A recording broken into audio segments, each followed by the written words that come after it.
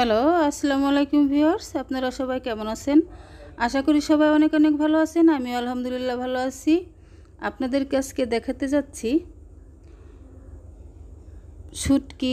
চিংড়ি শুটকি দিয়ে কুমড়ো ভাজির রেসিপি। প্রথমে আমি কিছু চিংড়ি মাছের শুটকি নিয়ে নিয়েছি। আমি চিংড়ি মাছের শুটকিগুলো সুন্দর করে ধুয়ে নিয়েছি। অনেক সময় অনেক শুটকির মধ্যে ধুলোবালি থাকে, তাই আমি এটাকে সুন্দর করে ধুয়ে পাটায় বেটে নিচ্ছি। আপনারা চাইলে ব্লেন্ডারও করতে পারেন।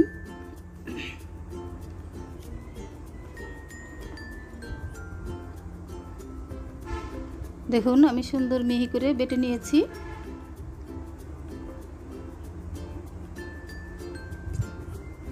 এখন আমি একটা ছোট্ট বাটিতে তুলে নিলাম। এখন আমি কড়াইয়ে তেল গরম করে নিচ্ছি।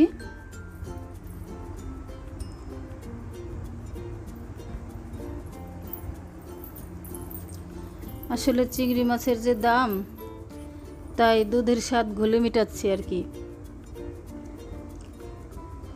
এখন আমার কড়াইয়ে তেলটা গরম করে নিচ্ছি।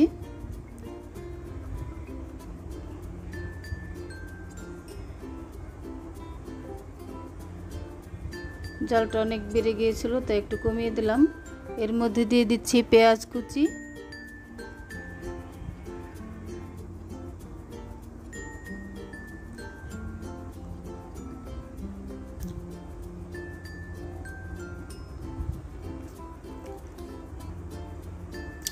আমি এর মধ্যে দিয়ে দিচ্ছি হলুদ গুঁড়ো,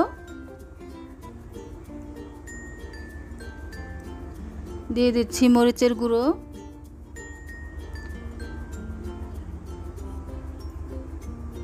এখন আমি সেই চিংড়ি বাটাটা এর মধ্যে দিয়ে দিচ্ছি। এখন আমি সুন্দর করে নেড়েচেড়ে মিশিয়ে নেব। দেখুন, আমি কুমড়োগুলোকে সুন্দর করে কেটে পানির মধ্যে রেখেছিলাম। এখন আমি ধুয়ে ধুয়ে এটার মধ্যে তুলে দিচ্ছি। দিয়ে দিচ্ছি স্বাদ মতো নুন,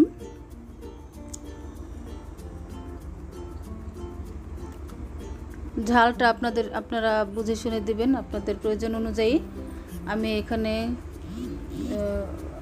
শুকনো মরিচের গুঁড়ো দিয়েছি, কাঁচা মরিচ ব্যবহার করিনি। আপনারা চাইলে ঝাল বেশি খেলে আর একটু কাঁচা মরিচ কেটে দিতে পারেন। এখন আমি ঢাকনা দিয়ে ঢেকে দিয়েছিলাম, খুলে একটু নেড়ে চেড়ে দিচ্ছি।